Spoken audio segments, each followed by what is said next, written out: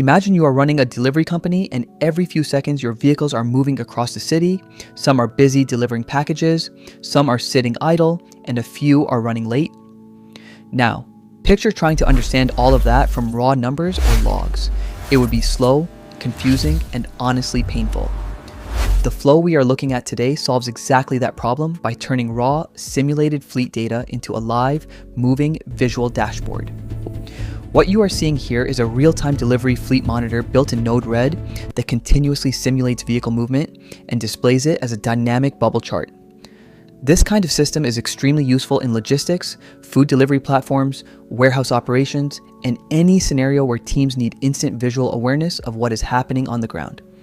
Let's walk through exactly how this flow works step by step in the exact order Node-RED executes it. The whole process starts with the Inject node labeled every 10 seconds. Think of this node as the heartbeat of the system. Its job is very simple but absolutely critical. Every 10 seconds, it fires a message into the flow. Without this trigger, nothing would move and the dashboard would just sit there frozen. The payload it sends is a timestamp, but in this case, the actual value is not important. What matters is the timing signal. By also enabling the once option with a delay, the flow automatically kicks off shortly after deployment, which gives the dashboard an immediate start instead of forcing the user to click manually. As soon as the Inject node fires, the message moves into the function node called Generate Fleet Data. This node is where the real intelligence of the flow lives.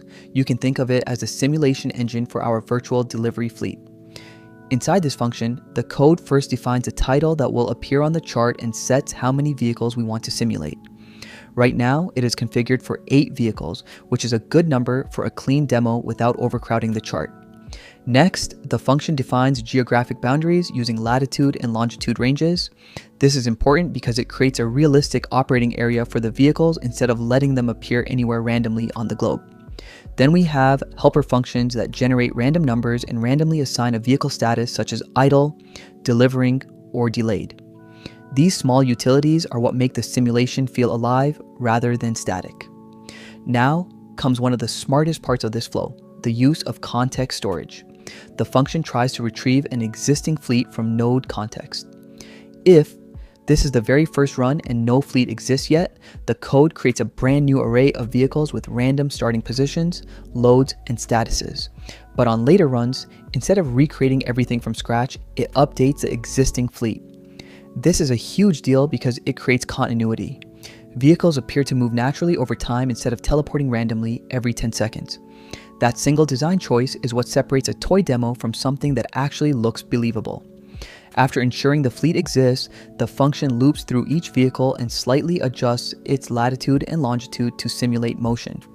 It also nudges the load value up or down within safe limits and occasionally changes the vehicle's status based on probability. This creates realistic operational behavior where vehicles don't just move, but also change workload and state. The updated fleet is then saved back into context so the next cycle continues smoothly from the previous state. Once the movement logic is complete, the function assigns colors based on vehicle status. Idle vehicles become blue, actively delivering vehicles become teal, and delayed vehicles turn red. This visual encoding is extremely powerful because it allows someone to glance at the dashboard and instantly understand fleet health without reading a single line of text. The function then transforms each vehicle into the exact data structure required by Chart.js bubble charts, where the X and Y values represent geographic position and the bubble radius represents the vehicle load. Finally, everything is packaged into message.payload and sent forward. The message then reaches the UI-template node named Fleet Bubble Chart, which is responsible for turning raw data into the visual dashboard you see. Inside this node, a canvas element is created to host the chart.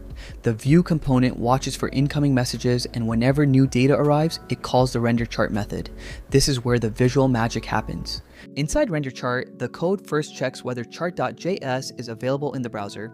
It then grabs the canvas context and, if a chart already exists, destroys it before creating a brand new bubble chart using the latest datasets. The chart is configured to be responsive, to animate smoothly, and to display axis titles for longitude and latitude. The chart title is dynamically pulled from the incoming payload, which keeps the UI fully data-driven. From end to end, the data flow is clean and easy to follow. a time trigger fires every 10 seconds, the simulation engine updates vehicle positions and statuses, and the dashboard renders a fresh visual snapshot of the fleet. This loop repeats continuously, creating the effect of a live operations monitor. In real-world scenarios, this pattern is extremely valuable. A logistics company could replace the simulated data with real GPS telemetry from trucks. A food delivery platform could visualize rider density across different city zones. A warehouse could track forklift movement in real time. Even smart city projects could monitor buses or emergency vehicles using this exact architecture. The beauty of this flow is that the visualization layer does not care where the data comes from. You can plug in MQTT, REST APIs, databases, or IoT devices without changing the dashboard logic. Now let's be honest and talk about where this flow can be improved, because while it is a strong demo, it is not yet production perfect. The biggest technical weakness is that the chart is destroyed and recreated on every update. That is expensive for the browser and can eventually cause performance issues or dashboard instability, especially if you increase the update frequency or the number of vehicles.